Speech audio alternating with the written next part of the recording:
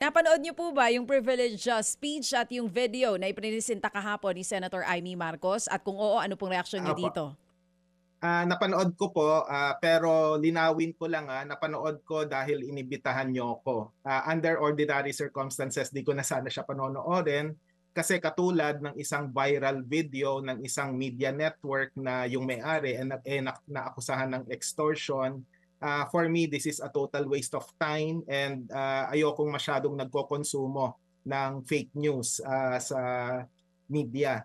At ngayon, yung reaction syempre nung napanood ko yung video at saka yung buong talumpati ni Senator Amy Marcos, talagang masyadong conspiratorial, masyadong matindi yung galawan para lang makumbinse yung kanilang constituents na meron silang dapat ipaglaban labas dun sa mas pressing issues tulad ng impeachment at saka yung pagbibigay hustisya sa mga biktima ng extrajudicial killings sa pamamagitan sa pagpapasuko sa isang miyembro ng senador ng mga senador na nasa mayorya sa kasalukuyan.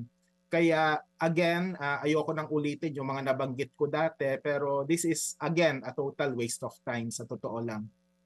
Professor, sa matagal nyo na po na pagbabantay sa Senate floor, tama po ba tayo? Is this the first time na nagkaroon ng ganitong klase ng pangyayari?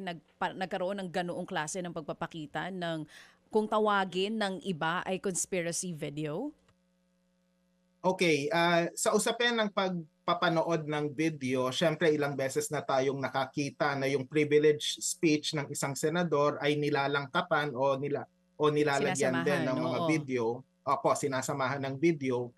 Pero tama ka, minsan may mga senador through the years, through previous congresses, na minsan conspiratorial yung dating. Pero ang medyo kakaiba sa ginawa ni Senator Marcos, talagang mas lutang na lutang or highlighted yung conspiracy kasi gumamit siya ng video na napaka-alarmist. At saka kung titingnan mo yung form and content, may background music pa, may boses pa na parang pinipilit kang kumbinsihin. So yung form at yung manner ng pagkumbinse ay mas halatang-halata doon sa video.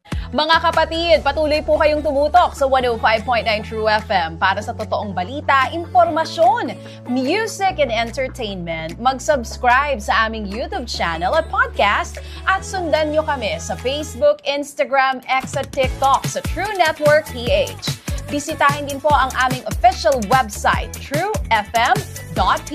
At panoorin din kami sa True TV Signal, Channel 19. Kami po ang 105.9 True FM. Laging true sa'yo, kapatid.